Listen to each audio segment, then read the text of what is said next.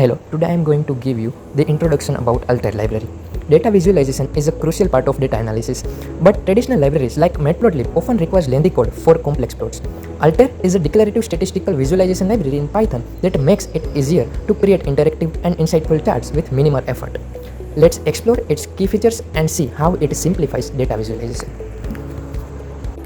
Key features of Altair library. What is it that makes Altair library different from other libraries like Matplotlib? Using Altair library, we can write long lines of code in just few lines using its declarative property, according to which we just have to specify what we want and not how we want it. Altair allows us to zoom in and zoom out of our graphs, use tooltips, and highlight a specific section in our graph. And using Altair, we don't need to create group by object. We just need to specify the type of aggregation we want while plotting. And Altair is very smart enough to figure out what the X label, the Y label should be, whether to have the legend or not, and we can save the graph as PNG file also. Here, let us have a quick demo of the interactive property. We can highlight a specific section like this in the scatter plot, and I can also zoom in and zoom out in the graph and drag it. And for the data points or the bars, so I can hover around and see this tooltip. So let me give you a quick demo of this Altair library.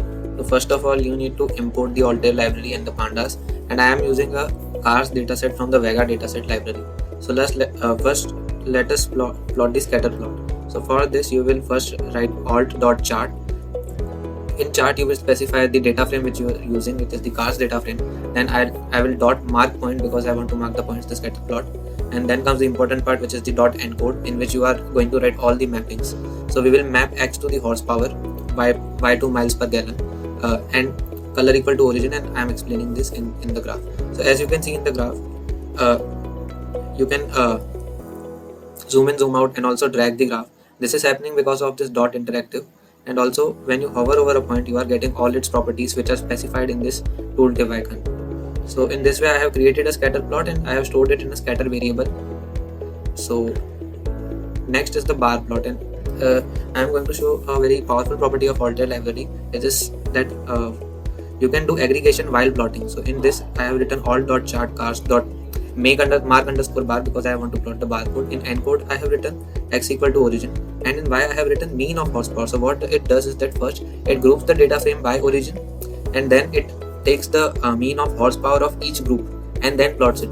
So you don't need to write all that code explicitly and then do that plotting. In this, you can do aggregation on the fly.